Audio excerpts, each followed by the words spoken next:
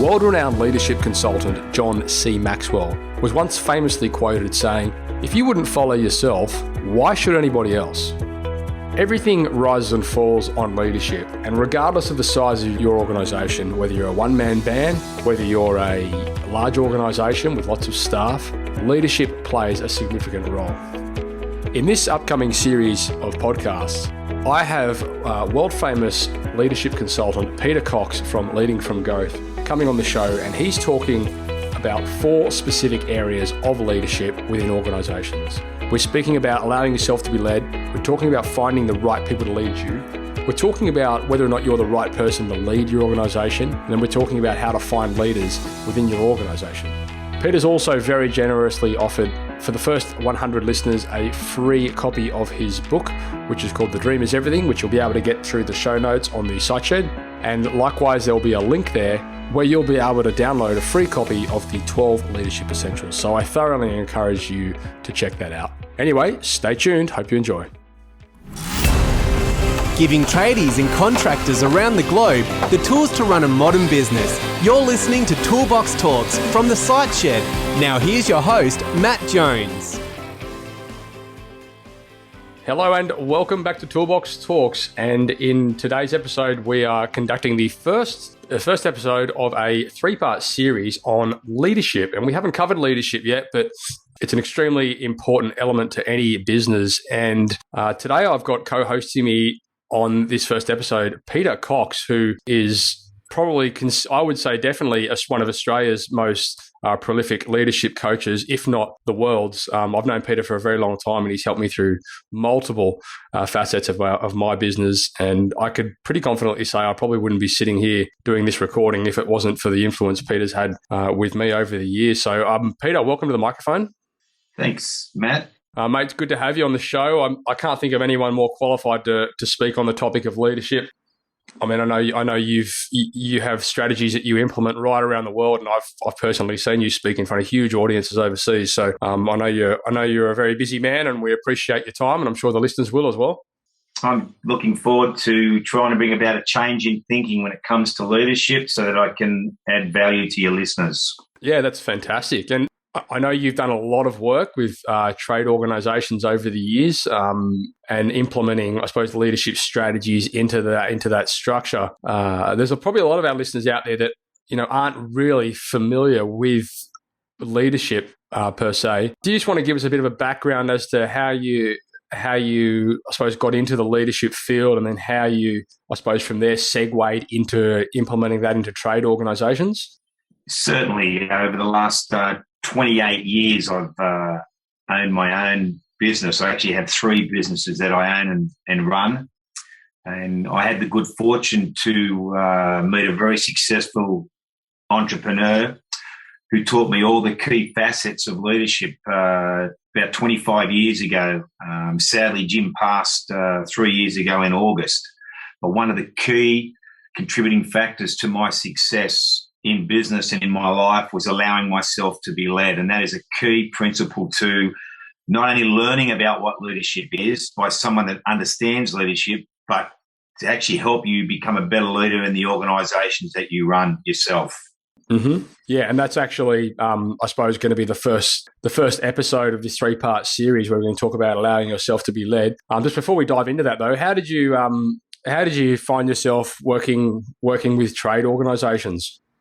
Well, I took the leadership templates that I created globally, and I took them into the trade industry with several large plumbing organisations, where the owners of those businesses reached out to me because they were starting to develop significant organisations in relation to the number of people they had in their business, and they realised that it wasn't just about being good at what they did with their specific trade in the plumbing industry. It was about how could they lead their organisation better and empower and equip people to be better in relation to the people they had around them.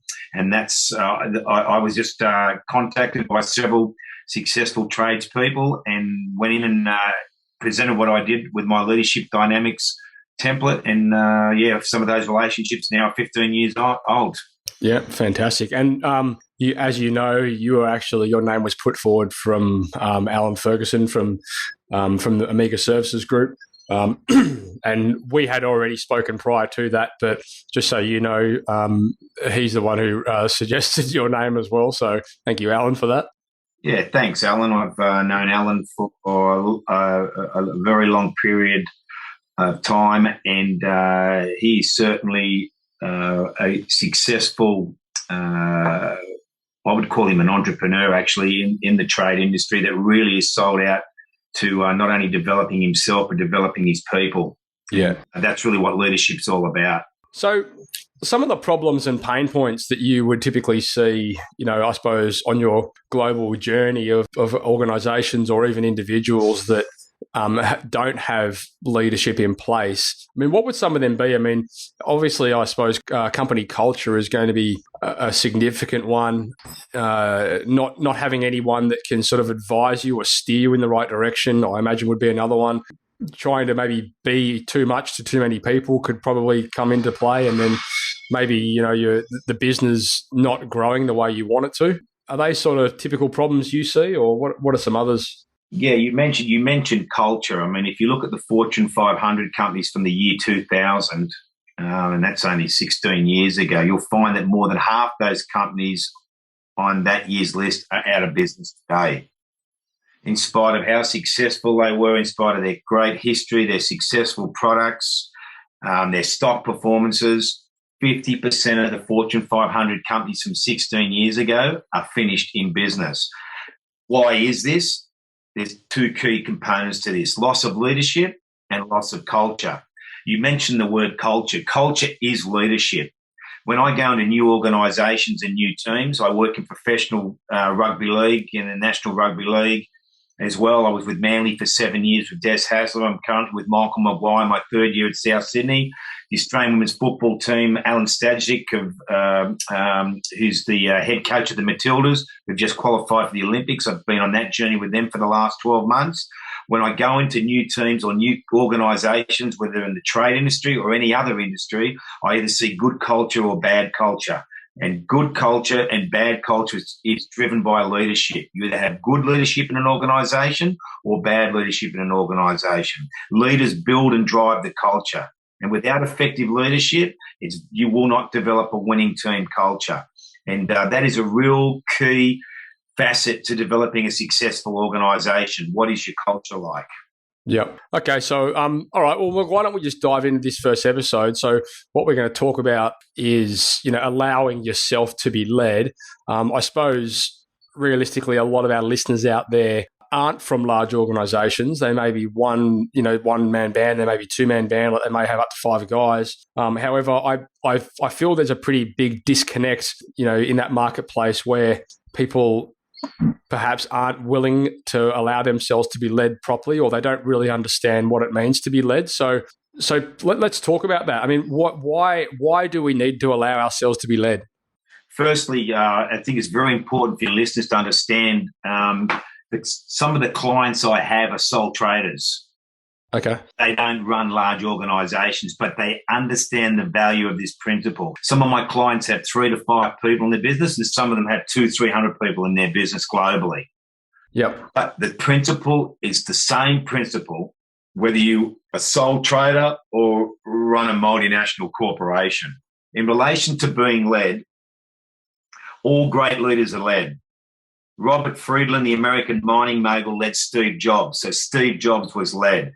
Mahatma Gandhi led Dr. Martin Luther King and Nelson Mandela. Socrates led Plato. I was led for 22 years. The biggest loss in my life was when my mentor passed 3 years ago in August. And I've got someone else that leads me today.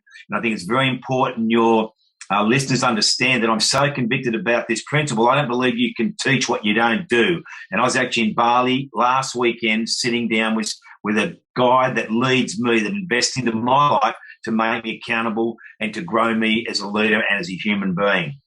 Okay, so it's very important your viewers understand that. Mm-hmm. Being led is a serious strategy. Yeah, it will stimulate and agitate your thinking that will lead to change in your behaviours. It will grow your leadership potential and the people you have around you. It will empower you. Nobody has all the answers.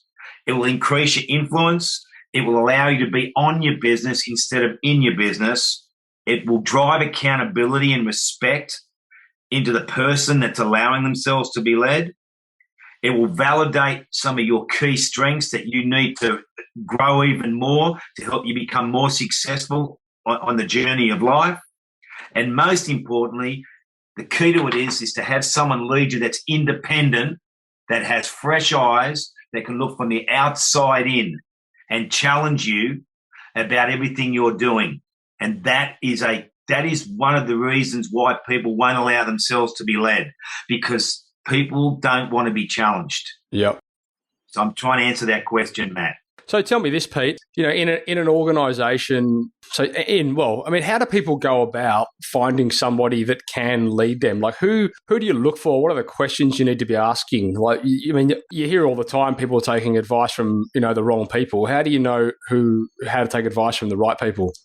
Okay, obviously the best way to find a good leadership mentor is through referral of people that are having a very successful journey with that mentor. But it's not just about money, but you have to look at the person that's going to mentor you. What are their values like? How long have they been married? For example, I've been married 28 years, 31 years with my wife. I think that is part of success, learning how to go through that and navigate your way through your personal life. Maybe we'll get Debbie on the show to contribute on that front too, eh? Oh, that'd be a very long. She loves me. Your viewers haven't got hours, mate. Yeah. You're good to laugh, though. Funny. Okay, so what are some of the areas that you implement leadership into from say like a director or a business owner's perspective?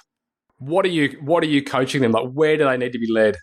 Okay, in relation to where they need to be led firstly one-on-one in a formal manner. Okay. There needs to be formality around the process when you're led by someone. So in relation to the clients that I lead, I have either 4 or 8 hour sessions with them. It might be one person for 4 to 8 hours, or it might be 6 in their team over 8 hours. But everything that I do, I work one-on-one with them, and everything is formalized and goes back to the people that they report directly to. I'm doing the macro, and then the person they're accountable to does the micro, which strengthens that relationship and alignment between those two individuals. Okay, gotcha. So you're kind of following like a bit of a framework, a structure in order to get the information that you need. So then what you can be working with. Is that right? And to ensure that there is complete trust, there is transparency with my process. No matter whether you say good or bad to me, that goes back to the owner of the business or the person you report directly to, because we have an issue and it needs to be resolved. Or we have an idea and it needs to be implemented. Yeah. Pete, tell me, so with organizations that, as the director of a company, you've sort of done everything your own way for a long period of time. Do you get a lot of resistance with directors and business owners in regard to, somebody coming into their lives and now trying to lead them in a different direction or showing them different ways to do things? That's a great question. And the answer is yes. I get resistance.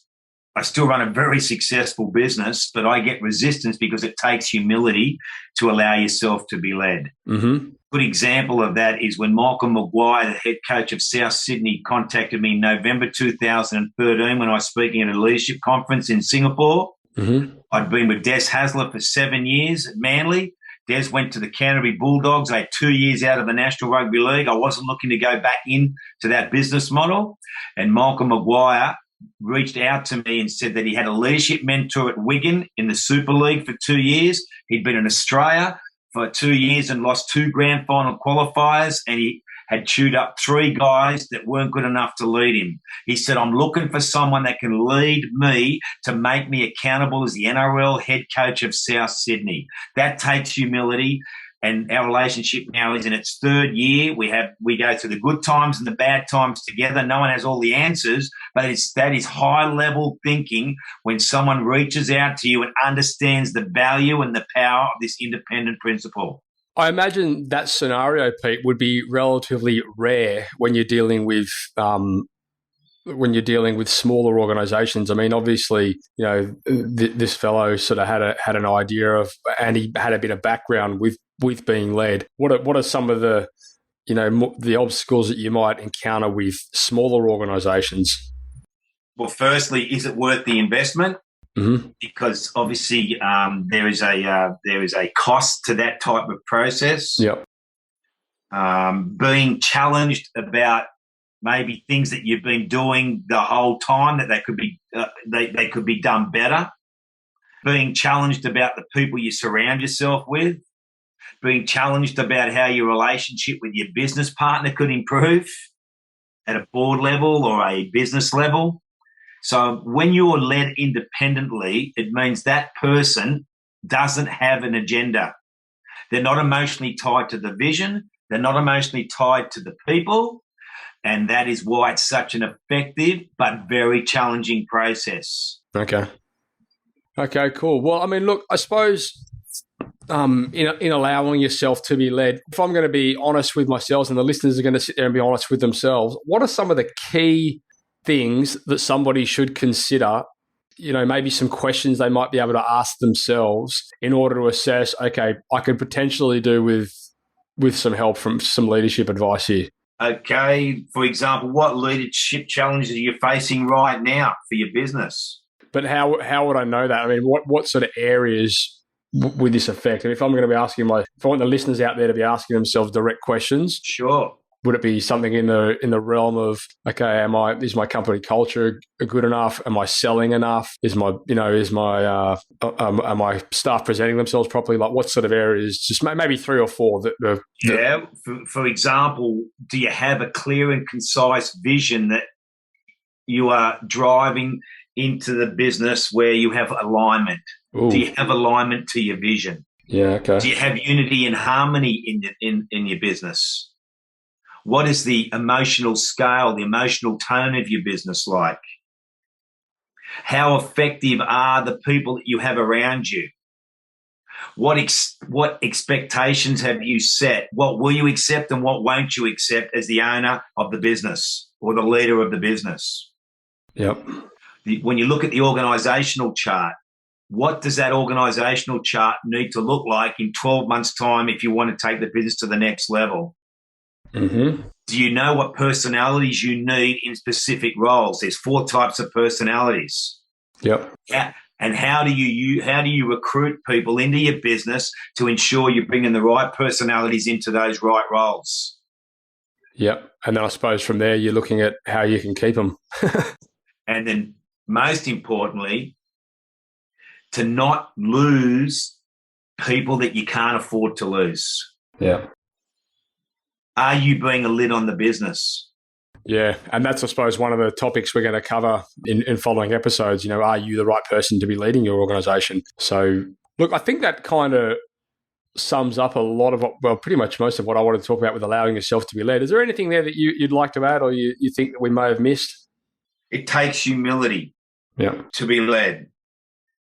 Trust develops over time and makes the relationship even more effective as you see the results of the independent partnership of being led. You must commit to the process. You'll only get out of it what you're willing to put into it. And you grow most when you are uncomfortable. Most people don't want to hear the truth and therefore never reach their leadership potential. Allowing yourself to be led, the process is reliant on open and honest communication and transparency. That is how this process works. And that's what leads to amazing change within individuals, within teams, and within the business. Yep. Mate, you know what? I think that's some really strong takeaways, actually. You know, you grow the most when you're out of your comfort zone. I think that's true across the board, whether it's in business or personal. I suppose that's another thing we haven't even really we didn't really touch on. I mean, we're talking specifically about being led, in a business realm. Does the same thing apply in your experience from a personal realm? I've led all my clients that I lead, either from a business standpoint. I also am able to assist them with making better decisions in their own personal life and their own relationships as well. Yep. As the trust grows. Yep. Why? Because I've been 31 years with the same lady. I've been married for 28 years. I've got 2 sons, Dane 22, Jared 20. I know what it's like to build businesses and have a family and make it all work. Mm-hmm.